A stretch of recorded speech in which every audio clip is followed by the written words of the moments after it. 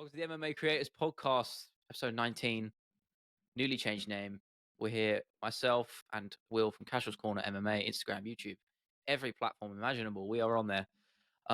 Yeah, let's get into it. I mean, I feel like this is just going to be a bit of a general chatter, but we could always jump into the fights if you want to quickly run through that. What did you think of the fight? Now, I wasn't able to actually catch it because I had to wake up early for jiu-jitsu, but I did actually ended up watching some of them because I couldn't sleep. So I did catch the Joe Pfeiffer finish and the Bobby Green knockout, which Joe who? if you want it, Joe Pfeiffer. Who? Pfeiffer? Pfeiffer. How the fuck do you pronounce it? I don't know. Pfeiffer. How? Right, don't even do that. Just tell me how you pronounce it. Pfeiffer. That's how you say it. Pfeiffer. Yeah. You I said it said with that the first time. Said it with a lisp. All right. Run me through it. I said for a long time. What did you think? I have been saying for a long time. Joe Pfeiffer's one to watch. We said it last week. Yeah, he really is one to watch. He's active in grappling tournaments. He's always staying sharp. He's got a great team in Philadelphia. Obviously, the same camp as Sean Brady. Hits very hard, and not only that, but he can do it floating backwards, laterally, and he's not afraid to sort of get his hands a little bit dirty. And to be perfectly honest, I think that was a fairly easy call, a Joe Pfeiffer finish. Anyone outside of the top 15, I don't imagine he wouldn't finish. That's kind of how I feel about Joe Pfeiffer at the moment. If you want to get into the Bo Nichols and whatnot, I don't know. I can't have those conversations. That's a fight, actually, though. Yeah, I can't have those conversations. Fight I like. No, there's no point in making it. I've seen a few people talk about that. I don't know if that makes sense. But yeah, he came out. Al Hassan obviously is always dangerous, is always terrifying. Yeah, I like the odds on him, to be fair. He was quite a big underdog, like, considering he's a good, he's got power. Like, I was like, I don't hate it. I didn't put money on him or anything, but, I just think when you actually watch the tape of Al Hassan, bearing in mind that he's moving up from welterweight, I know that was a little while ago, but I mean, he's closer to 170 than he is 205, and I don't think you could say the same for Joe Pfeiffer. I think when you actually look at his knockouts, the setups and the striking is obviously powerful, but pretty rudimentary. And when you have a look at the striking of Joe Pfeiffer, he just has a few too many tricks in his bag for someone like that. So, yeah, the ending sequence was a dominant takedown, slammed him on his head. I thought he was actually going to brace and snap his arm. So that was a tough watch. And then, he just passed into side control, locked up the head and arm. He decided not to defend it. And that was it. He sort of choked him unconscious. And his body was lying there limp and lifeless for a little while. It was kind of brutal, to be honest. So a big performance and a statement performance, because he had a little bit of attention on this fight just because it was the co-main sort of coming into it. So, yeah, seriously impressive for Joe Pfeiffer, for sure. Even more so, Bobby Green. I don't think anyone expected that. I tell you what, actually, I saw a picture and I hadn't. This you must have seen this like me. I hadn't seen it until ages ago. It's like an ancient thing, a tale of the tape from when he was like 22. I've seen it. Fighting style. I saw that like a couple of years ago, and then I just saw it pop up on my timeline today, and it had me cracking up. How far he's come from that. I mean, what a knockout. I mean, it was such an off-rhythm shot that it would catch anyone, I think. Like, I don't think Grant Dawson expected that power. I mean, I don't know what else to say. It was such a short fight. It was done. Done and done, isn't it? Like, yeah. He's got sneaky power. And the thing is as well, with a lot of those guys that switch stances and go orthodox to southpaw so often, they don't necessarily have one side more powerful than the other. So it's like what we sort of spoke about before, where the jabs feel like straights and vice versa. So he just caught him as he was shifting into the orthodox with that straight left. And like you said, he just caught him off beat and off rhythm in between Grant Dawson's shots. He looked a little bit uncomfortable for the first sort of 30 seconds, Grant Dawson that is.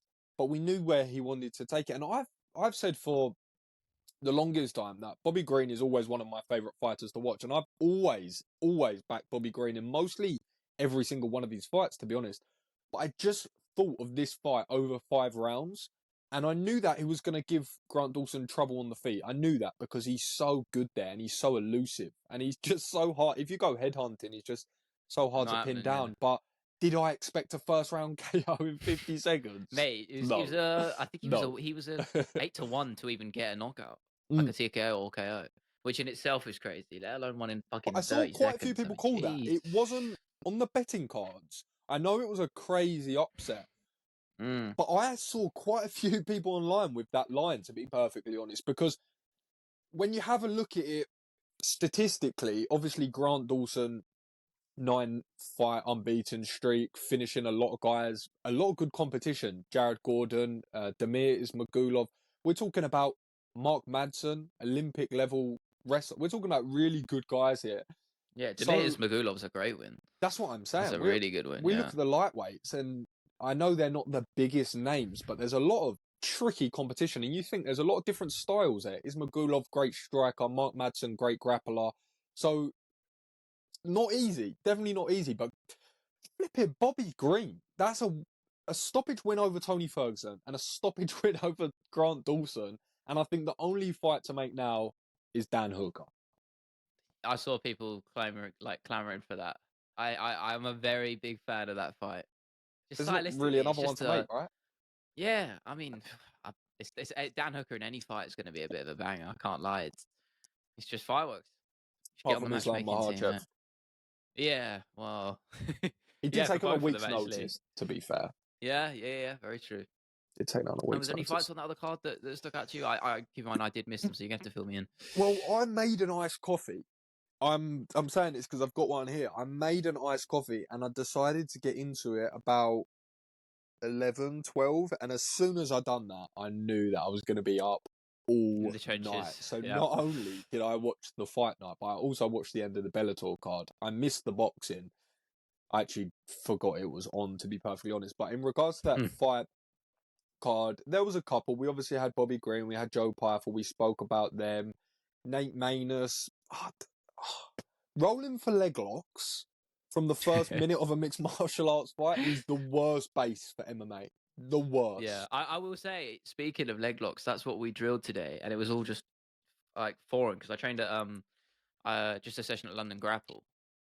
It literally they were like talking to De La Riva guard and all this. Like genuinely, this is completely out of my zone. Like my knowledge of leg lock game was just straight ankle locks, like the most basic standard white belt maneuver. Like it's a good submission, but that's like my limitation. Then we're doing like reverse De La Riva, like Explain inverted to me what rolls De La and shit. Riva is, because I keep hearing that one. It's I mean, I learned it today, so if I get this wrong, for anyone who's a jiu-jitsu expert, please just crucify me. You're allowed to. But it's like, I don't know. I mean, I can't really describe what it is without. It's to do with. It's like you get one grip on the ankle with the foot, and then you can sort of.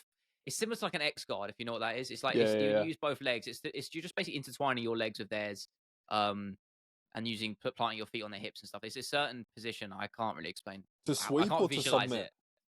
But we can do both. I mean, it's if they're standing or they're on one knee, and you basically go on like an inverted roll, and you can roll into knee. We were drilling rollers into knee bars and heel hooks. It was really nice, actually, really cool. A lot to take in though. A lot of it probably won't stick, but that tends to be how it goes. You need to just keep practicing those things. You've got to go and drill. It was fun. Yeah, and then we had an open mat after. I had to pace it though, obviously, because my medical shit was just it's a bit of an ongoing micromanaging thing. But it was fun. Got some good rolls in. Yeah, good to be back in the saddle. Got a DARS in there, which made me happy because I love getting DARSes and I don't get them that often. Yeah, it was fun. It was good to be back on. It was like no, I didn't have to roll them over or anything. It was just a case of they were on their side, like shrimped out, and I just fished the arm under. And I had to switch the grip. It was kind of like a modified guillotine, like sort of like an anaconda grip. I had to convert it. So I started with the DARS, and then I switched. I know you can't see my arm movements, but it's like my right hand sort of came over onto their back, if that makes sense. And then I get you. I think about how Dustin Poirier versus Khabib. You know, he tried to finish the guillotine. He's got like one leg over the side. I was kind of in that position by the end of it, but I had like a DARS / similar to anaconda grip on the finish. What did you get submitted with? Oh mate, I rolled with their coach. Been training for 9 years. This their brother coach is, manhandled what's me. his name? They've got a few. So his name was Nathan something. I don't know. Lovely guy. Absolutely bullied me. Like you don't know helplessness until you roll with like a legit killer like that. Oh my god, I just could do nothing. He's like throwing me around, gift wraps me, crucifixes. I'm like, man, what can I do? I'm literally just struggling.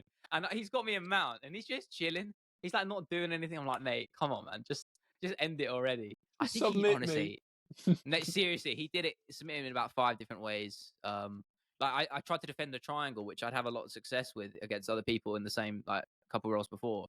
and no one would have caught me in the triangle. This guy just modifies it up, completely finesses me, and just finishes it. And I'm like, how, man?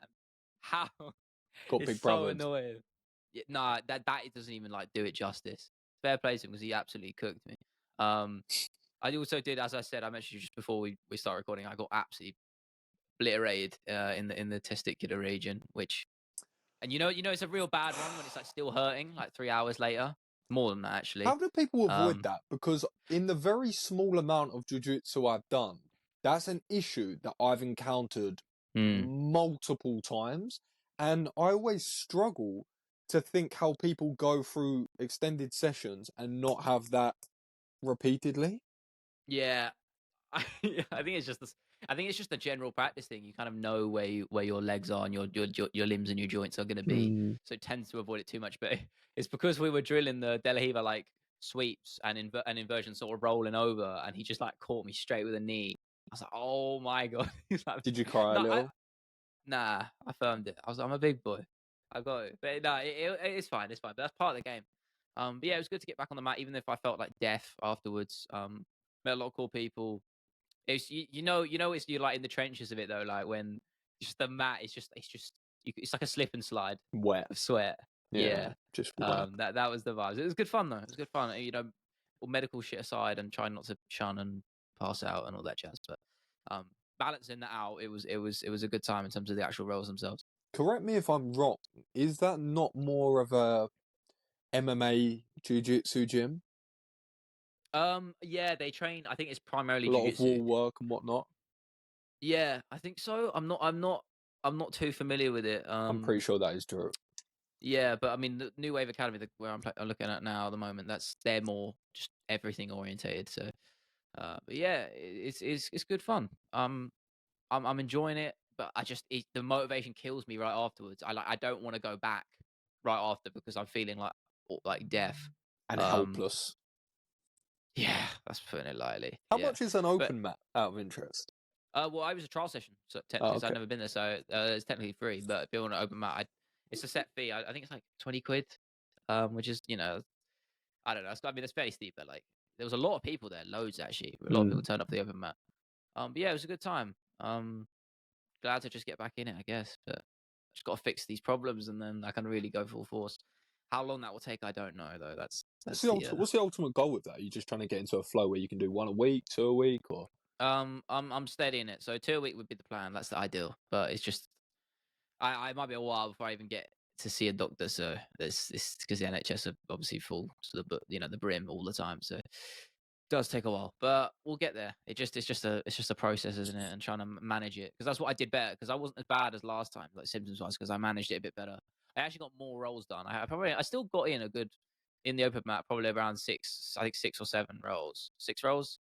So I was more than happy with that. Like I would do way more obviously, but it's just I can't. I don't want to risk it because just you enter a different planet for like an hour, and it's not fun. Competition down Not the fun at road, all. potentially? Yeah, sure. I mean, once I only really want to compete once I'm properly fit and healthy. It's a preference thing. But What? yeah, for sure. I think I can handle myself. Yeah, Yeah, I think I can do well. down the road, we'll do one together, and we'll do it 100%. we'll do it for a podcast Like in episode. you seen Karate Kid? No, You've never seen Karate Kid? Hey, That's a classic, I've mate. not seen any historical That's a combat movie. classic, mate. That's a Any of them. classic. I know it is. No, you know No, what? I was gonna make a reference, I'll but it don't I'll matter. be honest. I actually think I have seen it, but It's I've an not old one, seen so it. If you might that watch it makes as a kid or sense, something. Yeah, no, I get a you. lot of those films I've sort of Um, seen but not seen, sort of thing. But mm, just circling back to the fight night, yeah, there was a few fun fights on there. There was a few bonuses and whatnot. Like I said, obviously Nate Manus got an impressive win back in the column. Joe Pyfer sort of stamped his name on it, but I'll be honest, it's one of those, isn't it? yeah, I haven't had that really before. I'm starting to get it a lot more recently, where I feel like I'm more of an old head now. I feel like I've seen Yeah. so I don't think many it's that. cards. I think it's a case of like we're both like newer fans to the sport in the grand scheme of things, but like the amount of MMA we consume on a We're daily not new basis. on a quantity. Think about it logistically. We're probably 20 years in the game. Think about it. What in terms of how much we've watched? That's what I Just mean. the Like, yeah, no, it's the consumption. amount, the consumption. Yeah, Yeah, just the consumption. As in with jiu-jitsu, you have someone who's been training for 15 years, but they go once a week. Usually it's once every other week. Sometimes they miss a month and whatnot. And then on the flip side, you have someone who's trained for 3 years, but they do 4 sessions a week or 5 sessions a week, and they're a black belt in 2.5 years.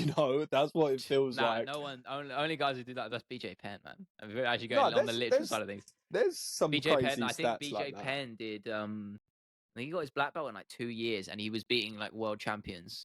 Within his first in months in the game. Like that's crazy. Nicky Rod's not a black belt, but I think he was very quickly a black belt Well, level yeah, within no-gi 2 though, isn't years. it? Like obviously mostly no-gi. Yeah, Yeah, but of that's course. different though, isn't it? Yeah, I'm talking from scratch. Like BJ from scratch. That shows you how he's one of the most talented grapplers ever. From starting the sport from scratch, he got his black belt to like 2.5 years, something like that. I was having Could this be wrong, but it's conversation the around other that. day that because I was doing a this or that with all-time fighters, and one of them was BJ Penn and Volk, and I thought, oh, that's a tough one because BJ Penn in a lot of people's minds. Obviously, I wasn't an active fan at the time, but I know the history books and I know the story and the tales of the tape. Obviously, he went on a terrible losing streak, 7 fights, I think it was, and he went a little bit crazy towards it. Well, he is a little bit crazy, so people sort of, I don't know, maybe hamper his... He's an MMA fighter, of yeah, course he is. hamper his legacy a little bit. But he fought at quite literally every weight class and at the highest echelon of every weight class. And One of the first double champs. you talk about Not pound for simultaneous, pound obviously, champions. It's kind of crazy, Yeah. but what's the week been like in your Yeah, life? I was actually going to ask you about this. I mean, I'm down to. I was going to talk about. I mean, we are a creator podcast, as we say, so that's something we could dive into just in terms of content creation over the week. How it's been new forays for both of us. I mean, me in particular, just live streaming every day. I've live streamed 8 times in the last 7 days, or something like that. Seven times in the last 6 days, whatever it is, something like that. Every day since I started, and once of them I did twice a day. So it's been fun. Yeah. Small amount of people in the streams every time, but that's all right. Like, it's all part of it. It's part of the process. It's good fun. I enjoy interacting with people. Just need to get a new camera. That's the plan. That's on the plan, because when I stream in the evenings, the light, even if with the lighting set up, the webcam does not pick it up. It doesn't pick up. It does all right with natural light. That's why I look all right on camera right now. But with artificial light, it just for some reason it just hates it. So it doesn't look great. So I need to get a new camera for that. But it's good fun. Talking to a lot of cool people. Got a first member on the channel, as I said to you before, which was a big deal. Shout out Ibrahim, that guy. Don't forget, which is very kind. So yeah, lots of progress. Good stuff doing that. And for anyone that doesn't more know, stuff a for the member channel. means what? Of course, yeah. A member is they pay monthly, basically. Just out of their good kindness of their heart, and they get extra benefits which I haven't properly set up, besides a funky little badge and by their name. But I'm gonna planning on doing member content down the line. It's just not high on my priority list right now because the content comes first, the main video. So, but it will happen, all in good time, baby steps. What about you though? That's where I was going with it. What's been the new? I mean, we did a stream together, of course. We did. Not without its pains. We did, but it was a good that time. was my only live stream of the week, shamefully. That is definitely something I need to prioritize more. Probably is a live stream, not just selfishly from what it can bring, but in terms of you.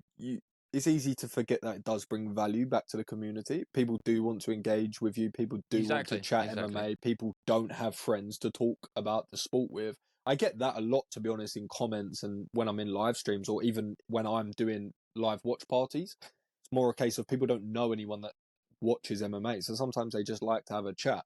So I definitely need to do more of that, that's for certain. In terms of content, in truth, I'm just sort of gearing up for next week, really, as much as I can. And I've just been going to town on TikTok, to be honest. Not full scale. The minute videos. Yeah, how's that going for you? I've not posted a video under 1 minute since. I mean, what about like CPM wise? Oh, if you're open to talking about that, I know you talked about big deal. Anything. I don't care. It doesn't but how's bother that gone for you in terms of so revenue? CPM, has that been a big boost to your revenue? When did I speak to you last? last week. It was last week. You said about something about the £1 per 1,000 views on So I think TikTok since videos. last time I spoke to you, I've earned up to this point. Not Wait. Before you say okay. it, Go on. this is gonna piss me off. I should get you So to it's guess, just really, shouldn't I? yeah. Since 300. no. Oh, okay. All right. You don't have to feel jealous now. Yeah. Okay. 100. It's got to be around that, right? Yeah, I think taking into account yesterday's, it's probably about £140, something like that, maybe. That's still really good. Yeah, but as That's I really said, good. as I will preface this by saying, that's obviously effort, but that isn't me. I've been throughout the week, I've just been going through a lot of creators, taking a lot of advice, finding a lot of things, refining my content strategy. And without just saying buzzwords, I'll actually elaborate on what that means. So essentially breaking down my content into, okay, what are the pillars of value that I'm going to provide? So for me, that's going to look like food videos. That's going to look like food videos. It's going to look like behind the scenes, creator talk at events, behind the scenes of events. It's going to be trending topics, me talking on trending topics. And then it's going to just be a fourth pillar for hot takes, trending particular things or whatnot. And then obviously just elaborate on that. So that's sort of broken down into 4 pillars. Then it strings off of that by understanding how to, obviously the main goal with any piece of content you always want to do is provide value. So if you can provide value, however that looks, whether that's entertainment, information, whether it's advice, whatever it may be, that's the number one goal, right? And then secondly, you want to deliver that with emotion. You want to deliver that in a way that people can connect, of course. However, there's also tips and techniques within that where you can improve your chances. For example, if you've seen anyone use recreationally TikTok or Instagram, you see how fast they swipe. So the first 3 seconds is very, very important, extremely important. And that goes for long form as well. Exactly. Yeah, I mean, it's integral. There's actually no difference really in short or long form there. It's the same as a hook. You have a little bit more leeway. Not really, to be honest. You don't really have much more leeway in long form. It's basically the same. You need that can make or break your video. Exactly. Yeah. You need to. I said that to you last week. Sorry about instantly the whatever the video is on. That's the first thing I say is at least in more literal sense what the title is, and that is the best way I found in terms of retention, of just keeping people's attention just for those 5 seconds, because once you've got them there, then they're going to stay, at least for a time. They're going to be there. So, and obviously that affects your position in the algorithm massively and how well the video performs. So yeah, it's an integral part, as you said. I think in long form, it's even slightly different how that important that opening sort of section is, because you're delivering on a promise, because people are actually clicking into your video with a thumbnail and a title. So they're going into it with an expectation of what they're going to see. So where you phrase that first part of the video, you're almost proving that you're delivering on the promise, if that makes sense. For example, if it's a thumbnail and a title which is alluding to seeing sparring footage, if I come into it cold with pictures and videos of maybe the surrounding area, it doesn't quite deliver on the promise, right? So you kind of want to go straight into it. This is something that I learned as well. So not just and that comes with from practice yourself. Around how you make your own content. In terms of the way you structure your content, it's not something new you do. I think it's just more of a modification of what's already there. So I'm more thinking of the editing process, like it's just rethinking how, like, the creative process of when you're editing or making the videos, whatever that might be, whether it's in the script or like with the visuals. It is an integral part of it, and that's something that I've taken on board a lot more recently, like more consciously, I think. And that's lent me success recently. Like I'm actually quite surprised by how well my recent video did. Like it's sitting on like 26K views in like 2 days, which is, it's very good. Very happy with that. And I used to take that for granted when I had that early success, right? And now I realize how good that actually is, and I'm really happy with it, which makes me happy. But it's good. It means it's something to build off, because there was such a big discrepancy between the video before that. The video before that only just hit 1,000 views. The Dylan Dennis one. Keep in mind, I took it down for 2 days, and I brought it back up. That and can't still do 5 any weeks, so that's favors, time. though. No, it actually doesn't really affect it in the algorithm. It's not. I looked into that. It's not really Really? yeah, it's not really a huge factor. But it was a realization that the Casuals Guide series I have really is just like, it's such a it's like it is so clearly mine. And I know that sounds selfish. I don't mean it like that, but I mean like I've cultivated that into its thing. And every time that pops up in that title format, people are clicking on it. Which is, for me, I've realized it's such a huge thing because that means so much more opportunity, so much more room for growth, traffic to the channel. Like I just said, I just hit 1 million views on the channel, which I didn't even Well realize. done. Yeah, I 1 million, thank you, 1,018,000 or something like that, which I didn't even realize I hit. And I guess I don't really, is it weird? I don't really care that much. I think it's just, No, that's I've good. never really seen, Shouldn't. I mean, I do care. I'm proud, but like at the same time, I didn't even realize that was going to happen. But it's a milestone, one of many, and I'm glad that I've had the recent success because I did, as I said, like last 2 months odd, I had a big run of just not doing too hot in terms of views. And the motivation was dwindling a little bit there because I'm that kind of person. I need the verification that the stuff I'm making is worthwhile, and it's quite, maybe it's shallow a little bit that the views are part of that, but I think we're all a bit human. I feel like that's kind of inevitable anyway, at least in some capacity. Yeah, it's definitely a balancing act of, on one hand, sort of saying, okay, cool, that's a nice achievement, well done. 1 million people, that is an obscene amount of people when you actually reflect on that as an actual number. In fact, there's a number that we can't actually really fathom as just individual humans. It's very hard to fathom those numbers because we've never seen that quantity of people in any one place. We've just never really seen that. So it's hard to sort of visualize how many people that is.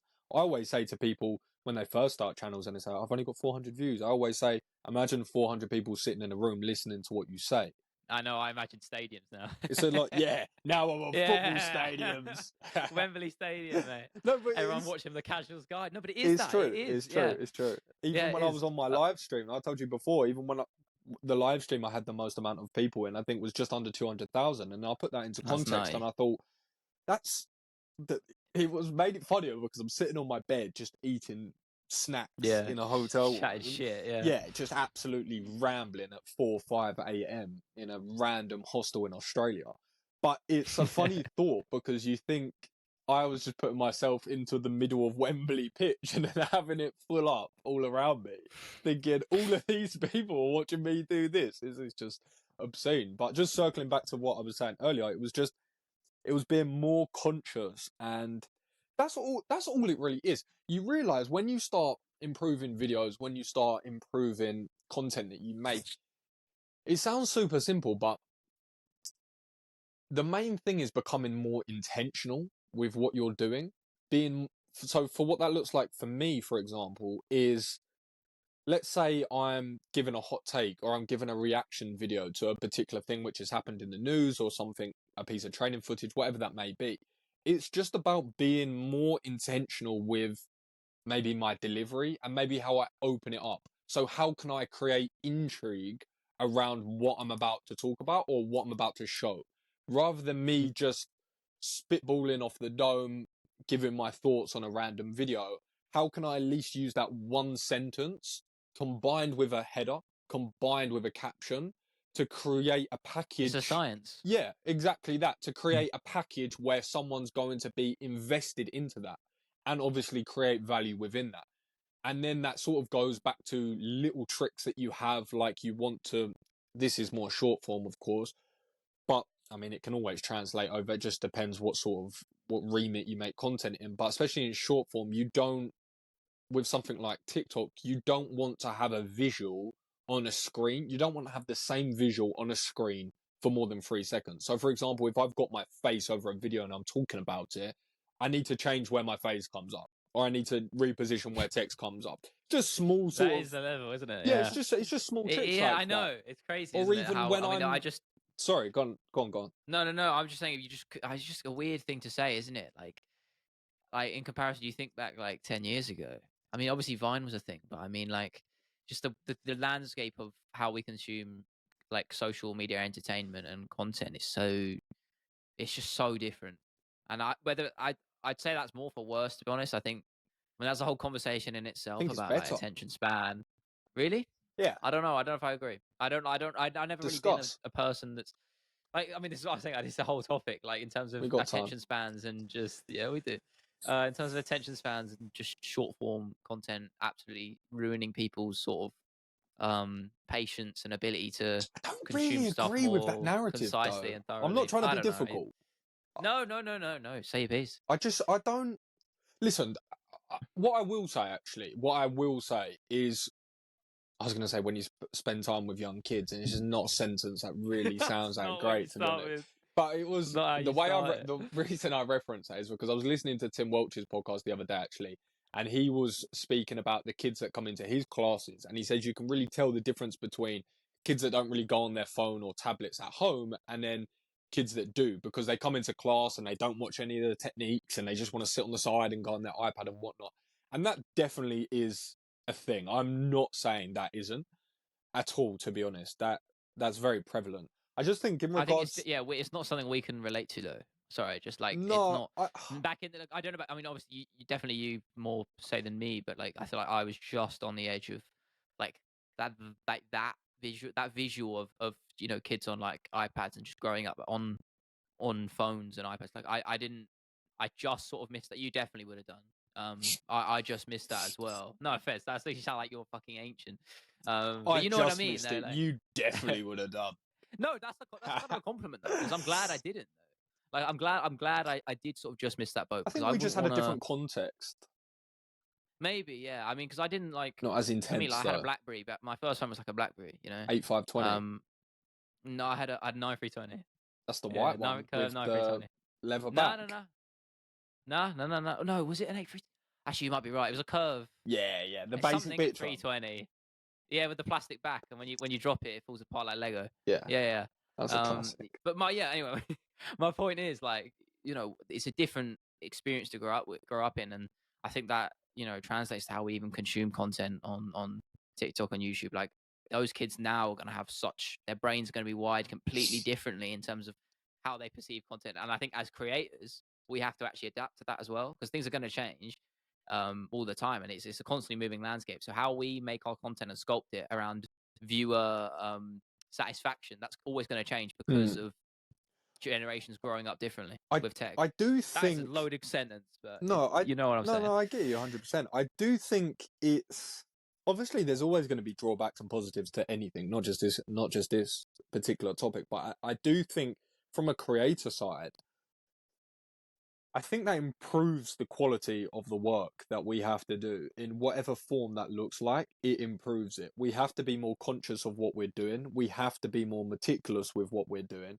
And I don't think it necessarily means we have to just keep making shorter content. I don't think that's the case. I think the way I view it personally, and it isn't as clear cut as this 100% is not, but I think this is I sort of subscribe to this narrative a little bit.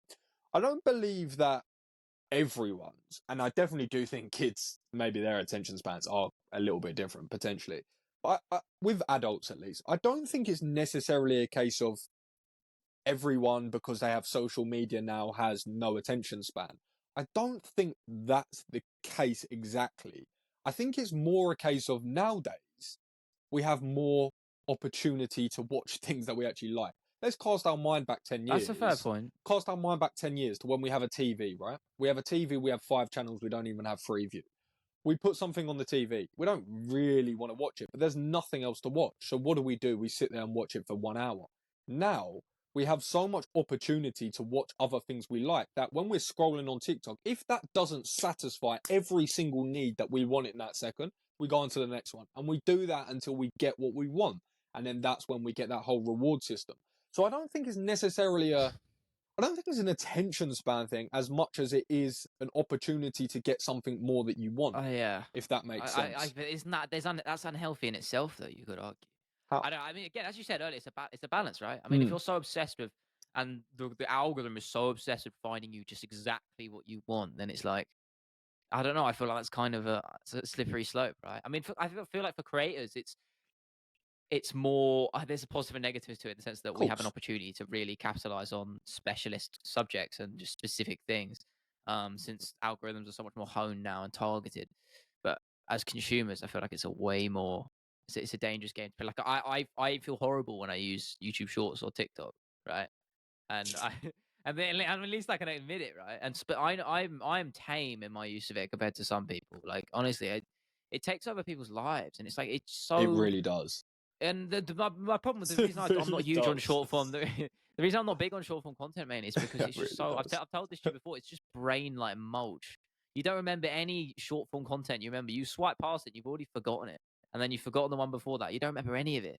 Seriously, I It can't remember just, a single short form video I've watched. but I think that comes down to a lot of things though. That comes down to that's Maybe again. I'm being a bit of a pessimist, but Yeah, like I it's think so. I think so I don't know. because you have two people on that spectrum, right? If you're sitting there and saying that, I could sit here in front of you and say I don't disagree with what you're saying because that's your experience. You're telling me your experience. If I'm telling you my experience, I'm telling you that across the last week, I haven't, I haven't really consumed any, or I haven't consumed any YouTube shorts and any TikToks other than search features I've used to go and pick certain creators to give me certain piece of information. If that makes sense. So that's where it's sort of opposing because it just depends how you use things. If you have an algorithm which is built upon just getting dopamine hits of basically half naked dancing girls, little comedic skits, and XYZ, of course, it really is going to be the case of you're not going to retain anything, you're not going to remember But anything, that I nothing's going feel to like stand that out. is probably the majority. I feel like that is what most But people that's are. because those people want to see that. If they didn't want to see that, they wouldn't be shown I it. know, but it's just They so like wouldn't want to. isn't it so like dystopian? I don't know. But I just it's essentially what it's only giving you what it's like looking in a mirror. An algorithm is a mirror essentially. So when you're looking on your TikTok, you're looking at a mirror. That's what you want to see. Whether you know it, whether you don't know it, that's what you want to see. you don't want to admit it. You don't want to admit it. No one wants to admit it. They go, "Oh, why am I seeing all this?" I'm going, "Oh my word, we're gonna have a Because conversation you keep again." watching it. Because this is the Because you thing, keep right? watching If it. you didn't want to see that, I promise you wouldn't be shown it. If someone doesn't care, I do not care to entertain political discussion. Guess how many political videos I see on my feed over the last month? I don't think I've seen one. Zilch. That's my point, right? So you're manifesting whatever you see in front of you. So is it a case of sometimes it's harder to retain information? But I would also go back to the case of if you're watching a million videos, well, of course, it's going to be very hard to actually retain anything. Yeah. Same as long form YouTube videos. There'll be people out there that watch thousands a week and they won't remember anything from them. There'll be people that watch my videos, your videos, whether it's long form, short form, that watch such a gross quantity. They're not going to And they remember don't anything remember we it. say. They're Yeah. not going to remember any valid points that way maybe we've put in there and thought, oh, that was a good one. So I think it's very That's going to my grave. yeah, I think it's very person Oh to my god, person. he said this on this one video. It's changed my life. Yeah, no. I But mean that's that's of my course that point. doesn't It's happen. it's Yeah. just it's very person to person. I think the thing with the internet, I think the thing with creators or not even creators as consumers, you're the architect of your environment online. You really are. Now you can use that as a superpower and you can use that to gear you to be surrounded by more positive minds, more information, more learning. You can do that. Or you can do it where it's just an extreme form of escapism where you're just getting constant dopamine hits. And there's not to say there's anything wrong with getting those, but like you said, it's a very slippery slope because once you start manifesting that, that's what you're just going to be shown. And then you go on there and guess what you're doing? You start comparing yourself to the people that you're seeing on there. You start comparing your lifestyle. You start comparing to the looks of people. You start comparing absolutely everything. And then, yes, it can get quite. It's a loaded topic, right? It's a very loaded topic. But Where do you even go I from think there? I think like everything, it's a give and take, right? There's positives, there's yeah, of negatives, course, and of course, of course. I just think, yeah, it's one of those things, right? It comes back to fast food, it comes back to anything. Everything's good in moderation. So there'll be people out there who don't really spend hours a day on TikTok, but what they will do is they'll go home and they'll type in recipes with pork chops. And in 30 seconds, they'll get a great recipe that they can go and Yeah. make and whatnot. So it's sort of. Oh, also, speaking of recipes, I've got a bone to pick with you. You never sent me that ramen recipe. You never sent it to me. You cooked the ramen on one of your food fighters videos, and it just looked glorious. I was like, you need to send me that over. Ramen recipe? Yeah, it was like you did a mix of stuff, but one of them was like a ramen. Was it a salmon? I don't know, mate. It had like an egg on it. I remember having an egg on it. It just looked really fucking good. Oh, okay. So that Maybe a bit of was, bacon in there. yeah, that was actually, so that was UFC Singapore. And the reason I Yeah, made that's that it. is because, are you familiar with Anthony Bourdain? Of course, yeah. Yeah. Oh, wow. I didn't think you'd know him, but that's cool. The chef, man. Yeah, Yeah. no, I love Anthony Bourdain, but he went to Singapore and went to the hawker markets, and there's a very famous food vendor in the hawker market where they essentially do that, right? So it's just noodles and pork fat. So they just have all sorts of disgusting bits of pork in there, fried up with things, and a bit of egg on top. So when it was UFC Singapore, I'd done that. But essentially, That's that is good. literally just Indomie noodle packet chucked in with bacon, sausage, other little bits of fat and lard, and just a fried egg on top. But that's sort of It's simple though, isn't it? yeah, But it it sort of bangs. links me into it. That's one thing that I sort of touched upon earlier in regards to sort of having those set structures and the set pillars of information. It's something I always keep saying to myself, but Goes to everything, doesn't it? Yeah. I just need to I need to double down on that. I need to. I know we've had that conversation so many times, and Yeah. it's so apparent to me now that that's just such an easy in for me. There's such brand recognition that I've already got across the industry from Exactly. so many people. You've got a better opportunity than I do doing something like streaming, like purely on the basis of like, your brand is already there. So it's just like you take those opportunities that you can Mm, because you're sure it's extra work, but it's extra work that's probably going to be more beneficial than most other avenues. mm, Like for me, I have the advantage of having a bigger platform on YouTube. So there is that, but I don't have a recognized face or persona, only my mm. voice really until I start to build that up naturally, obviously. But you've already got an advantage of your face just being everywhere. So this is a weird question, actually. Has anyone Come up to me. I'm inclined. Yeah. I knew he was gonna Have you say. ever I had knew that? where you go with that immediately. What just? I don't know. I'm just out of curiosity. No, Like, that's fair. What just no, on the street? yeah, out of nowhere, I, like out cold, like cold approach. this is gonna sound really sad, actually, because I was reflecting on that question as you said it. I don't go anywhere. You just grind. No, I'm not saying it like that, but I don't go anywhere. I mean, sure. Well, I mean, what do you mean by that? Where would Like, I go? Where do I just go? I don't. Yeah, to be I go fair, to when I nothing leave to my do. house. Genuinely, this is the honest truth, right? If I leave my house, it's to go for a run or to go to the gym and film. So I'm either going to the gym or I'm going for a run. That's the only time I leave my house in a I week. feel like most people are pretty simple in that regard, though. Like, I don't think Not I don't think that's really. like an uncommon People thing. go to restaurants, they go to the pub, they go out with their It's just friends, money you they go don't. I shopping. go to the pub to be fair. Even if I don't, I just drink water. I don't think I don't think I've spent like a penny at my local. They hate you. Yeah, they probably hate me. But that's the benefit, isn't it? Just drink water. But that is it's sort of But it's a balance. It's a balance, as we said before. it That is a goes into balance, that as well. and It it's is a balance. knowing yourself and where you can push and pull back Mm. for certain. And I think for me especially is I was thinking about it the other day, and I know that when I'm away next week and I start making content and things of that nature, I know people are going to ask me, how did you do this? How did you get this opportunity? All these different things, and there's so many ways that you can sort of answer that, right? There's so many different ways, and it just depends how extreme you want to be. But in truth, I really thought about it, and I thought, if you want to boil it down to anything, I've just said no for the last 3 years. For the last 3 years, I have said no to everything. I know it sounds very cliche. All birthdays, all restaurants, all gatherings, all pub visits, all recreational meetups, shopping trips, holidays, anything. Does that not affect you though?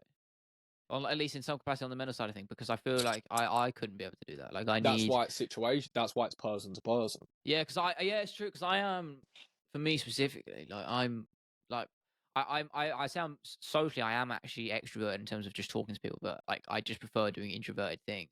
So I don't know what I call myself, but like I don't like. I've said to you before, I don't like clubbing, I don't like bars or anything like that. But I just love having a good time with my mates. So whatever that means in terms of, What would you guess of me?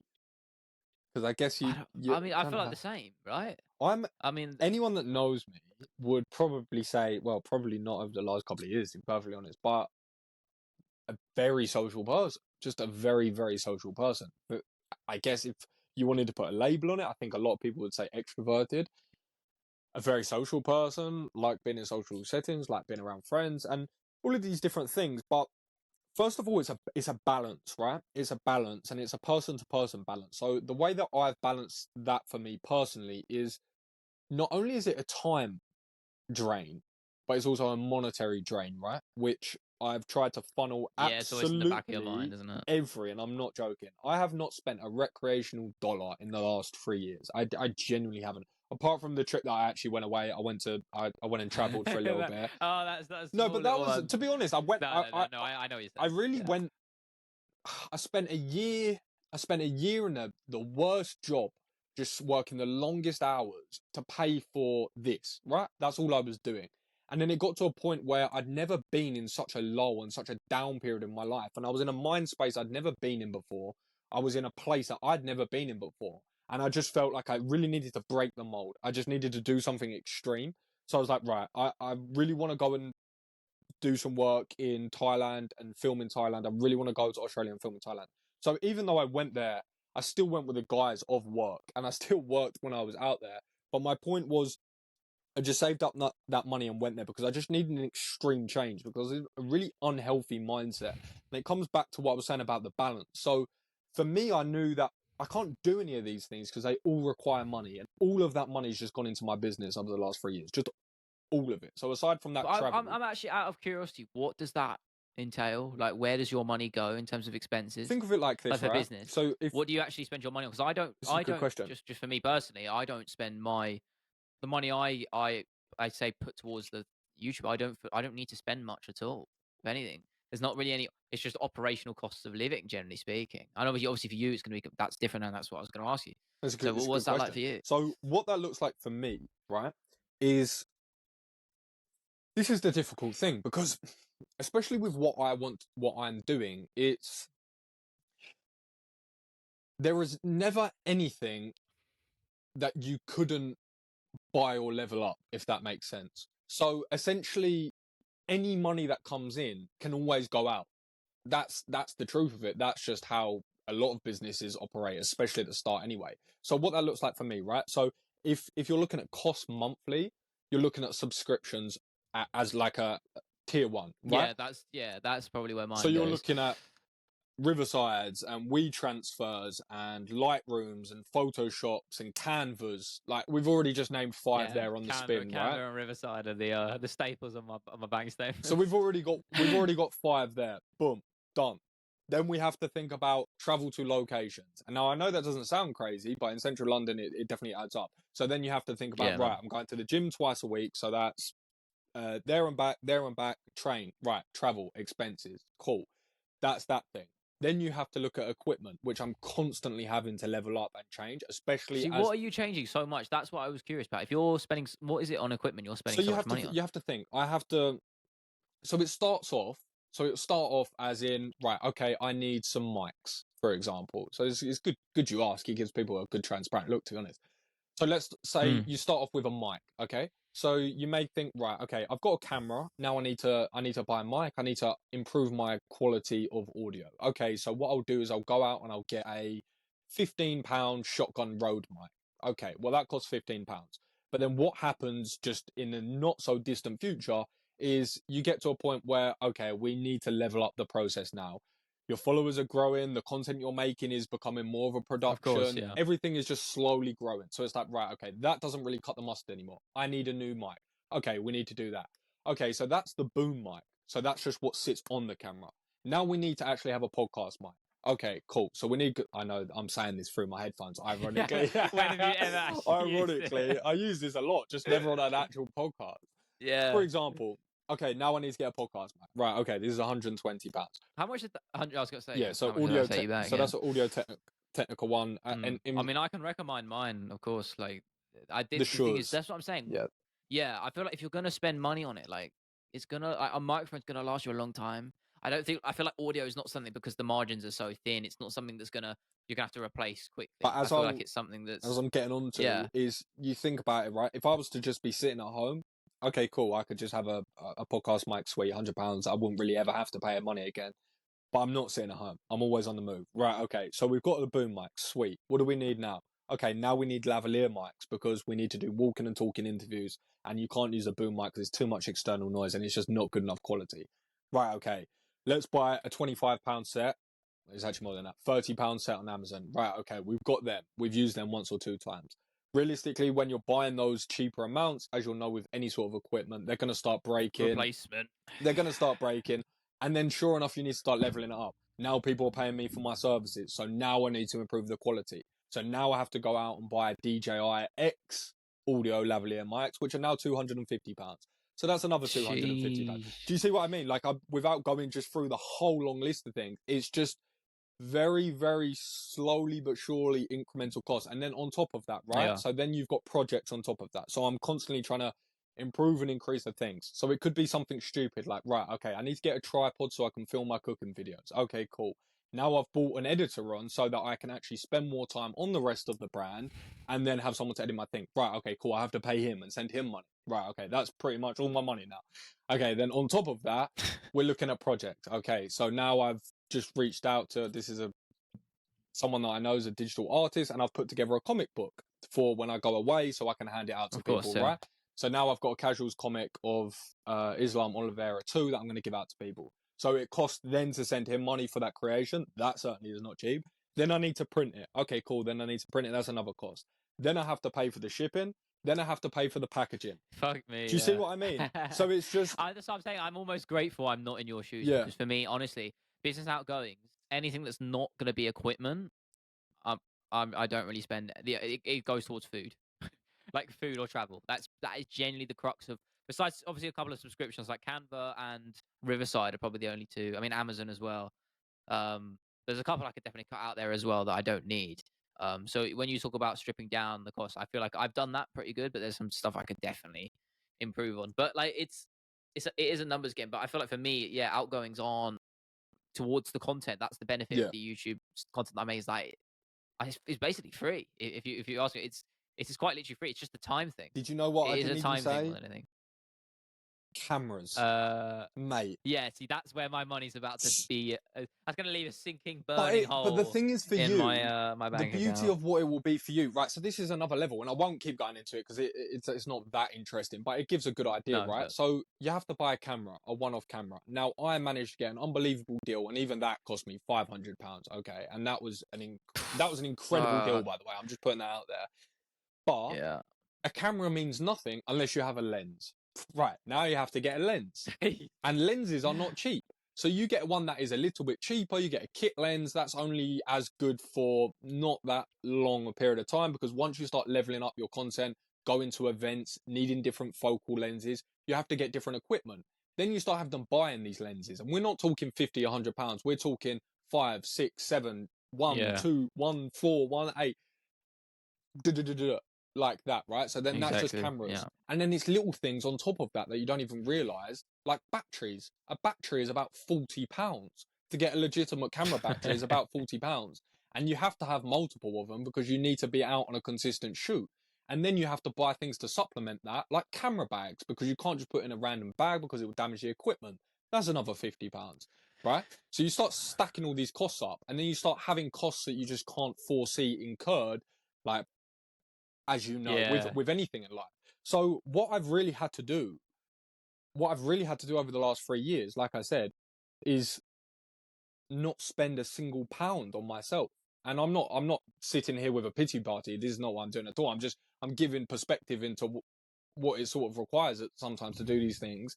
Is I've not bought clothes. I've not gone to restaurants. I've not gone to the bar. I've not bought a pint. And you know what's crazy? I wouldn't even buy a bottle of water if I was out. I wouldn't do it. Even if I was dehydrated, been out all day. What about meal deal? What about meal deal? No, like, there's nothing that, genuinely, I know it sounds stupid, but it's just, even though it's a small cost, you could say, oh, a bottle of water you could get one for 80p. It's like, right, okay.